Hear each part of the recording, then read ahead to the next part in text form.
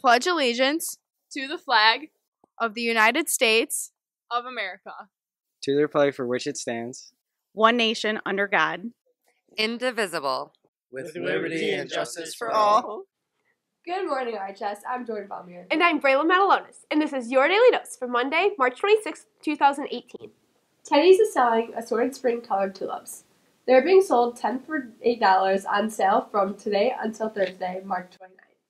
Balloons are also on sale for this week, only ranging from 50 cents to $2. Student Council will be holding a book drive now until March 29th. Drop off any children's books in the bins in the Commons. And here's another Humans of RHS.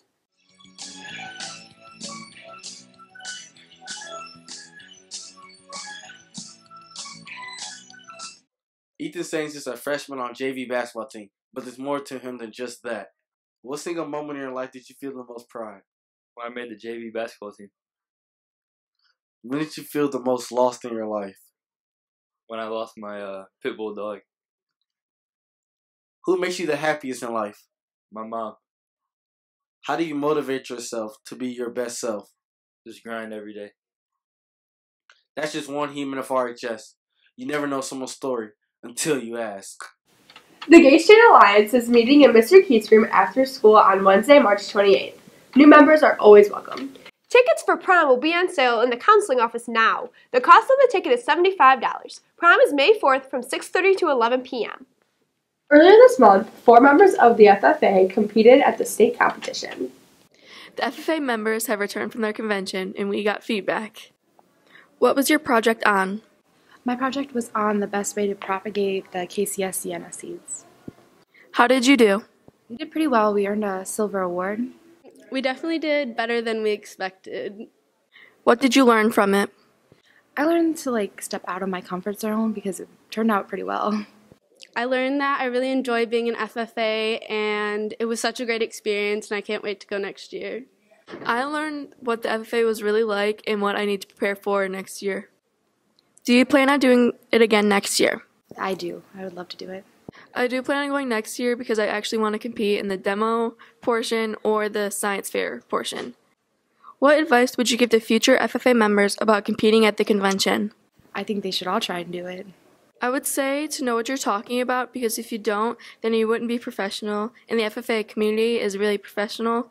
And if you're thinking about competing, just do it, just so you won't be nervous. I would highly encourage it. It was a great experience. It was a fun 3 days, and I got to learn a lot. Good job, girls. Now back to the anchors. Thanks, Alyssa. Help Our DECA chapter raise funds for our international conference in Atlanta, Georgia. DECA will be hosting a fundraising night at Bobcat Bonnie's tonight from 4 to 10 p.m. Another event will be hosted at Indian Lanes, and it will be held on Sunday, April 15th from 5 to 8 p.m. Congratulations to junior Emma Rankin, who has been accepted into the Michigan Youth Arts Festival Orchestra for the cello. Now here's Ticia with your daily sports report. Hey there, RHS. I'm Ticia Pravis. This is your daily sports report. Varsity softball opened their season yesterday with a loss to Monroe. The team played Friday against Flat Rock. More on that tomorrow. Varsity baseball won their season opener. The team won both games against Rochester Lutheran Northwest. Mateo Fernandez and Matt Montroy opened with a strong performance on the mound for the Bears.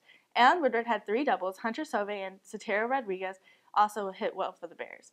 Haley Reed got a preview on how this baseball season is looking. Hey RHS, baseball season's right around the corner. What are your goals for this up-and-coming season?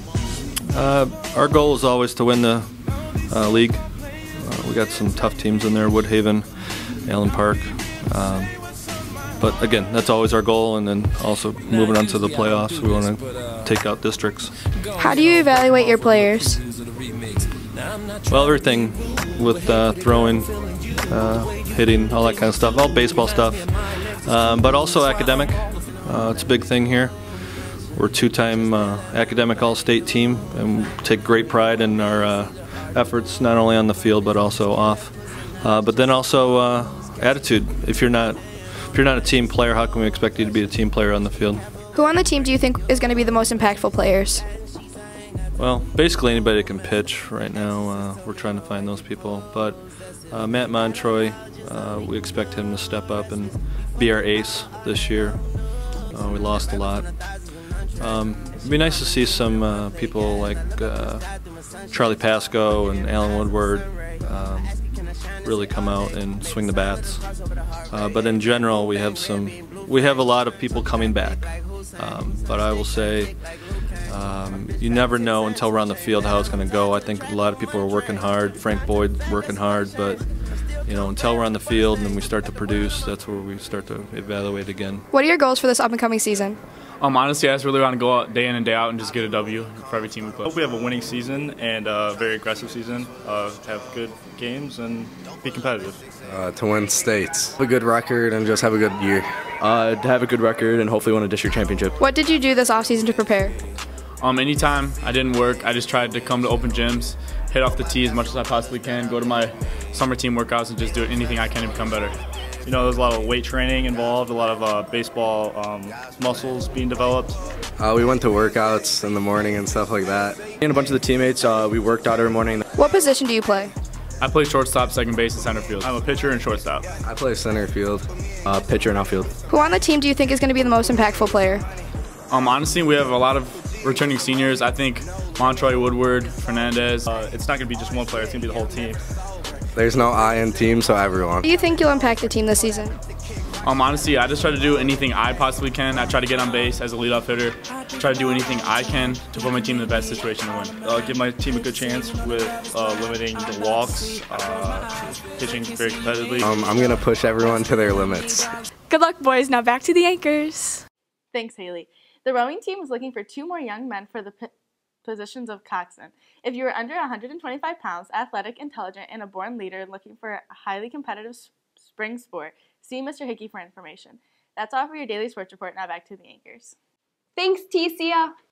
Juniors, make sure you look for your name on the poster to see where you are testing for the SAT on April 10th and the workies on the 11th.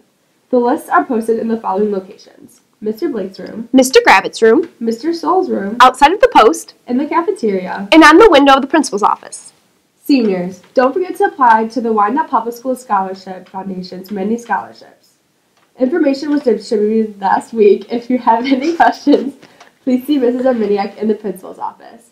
The last day to apply for these scholarships is Wednesday, April 11th. Hey Braylon, guess what? What? What do you call a cow with a twitch? What? Beef jerky.